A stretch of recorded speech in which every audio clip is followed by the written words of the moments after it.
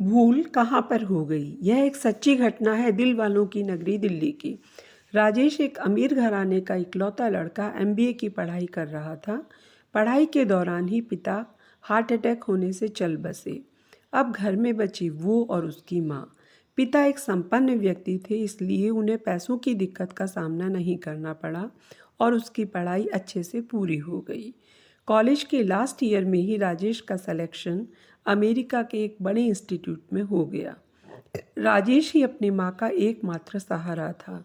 उसने जब माँ को बताया तो वो खुश तो हुई, पर उन्हें बेटे के दूर होने का डर और चिंता भी थी। माँ ने कहा, बेटा, अगर तेरा जाने का मन है तो तू खुशी से जा। मैं तुम्हारी तरक्की में रुकावट नहीं बनना चाहती, लेकिन मुझसे वादा कर कि रोज़ फ़ोन पर बात ज़रूर करेगा। राजेश ने कहा, ठीक है माँ, मैं दूर रहकर भी आपका पूरा ख्याल रखूँगा, आप क्यों चिंता करती हो। राजेश कुछ दिन बाद अमेरिका चला गया। थोड़े दिनों तक रोज़ अपनी माँ को फ़ोन करके हालचाल पता करता था, लेकिन धीरे धीरे राजेश काम का बोझ बढ़ने के कारण अपनी माँ से रोज़ बात ना करके कभी कभी बात करने लगा। जब उसकी माँ इसका कारण पूछती तब काम का ओवरलोड बता देता। माँ बेचारी बेटे की खुशी में ही अपनी खुशी देखकर बिना नाराज हुए चुप रह जाती। समय बीतता गया। कुछ महीनों बाद राजेश को अमेरिका में एक लड़की से प्यार हो गया। माँ को बताकर दोनों ने अमेरिका में ही शादी भी कर ली। अब उसका समय अपनी पत्नी पर भी व्यतीत होने लगा था, इसलिए महीने 2 महीने पर माँ के पास फ़ोन करता। उसकी माँ घर में अकेली रहती थी। उदासी और खालीपन बीमारी का रूप लेने लगा। उनकी तबीयत खराब रहने लगी। उधर राजेश अपनी पत्नी में और पैसा कमाने में इतना व्यस्त हो गया कि उसको अपनी माँ का ध्यान ही नहीं रहता था। एक दिन जब राजेश की पत्नी ने माँ के बारे में पूछा तो उसे अपनी माँ की याद आई और उसने माँ को कॉल किया, मगर माँ ने फ़ोन नहीं उठाया।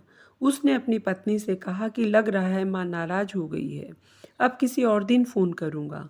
उसके बाद लगभग 4 महीने तक राजेश अपनी माँ के पास फ़ोन नहीं कर पाया। इसी बीच उसका ज़रूरी काम से भारत आना हुआ तो राजेश अपने घर माँ से मिलने पहुँचा। दरवाजे की घंटी बजाई, दरवाज़ा नहीं खुला। काफ़ी देर तक घंटी बजाने से जब दरवाज़ा नहीं खुला तो राजेश ने दरवाजे को तुड़वाया और घर के अंदर गया। घर के अंदर से बहुत बदबू आ रही थी। राजेश जैसे ही माँ के कमरे में गया तो उसे अपनी आंखों पर भरोसा ही नहीं हो रहा था, क्योंकि माँ लगभग 5 महीने पहले ही मर चुकी थी। राजेश खुद एक डॉक्टर था, इसलिए उसको सब समझ आ गया था।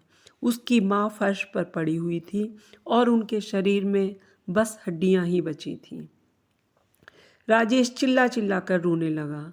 उसको अपनी लापरवाही का भयंकर पछतावा हो रहा था, लेकिन कहते हैं ना, अब पछताए होत क्या जब चिड़िया चुग गई खेत। अपनी गलती पर राजेश को इतना पश्चाताप हुआ कि कुछ दिन बाद वह अपना मानसिक संतुलन खो बैठा। राजेश को पता ही नहीं चला था कि उससे कहाँ भूल हो गई। राजेश ने एमबीए तो अच्छे मार्क्स से पास किया था, लेकिन एक अच्छा बेटा बनने में वह बुरी तरह फेल हो चुका था।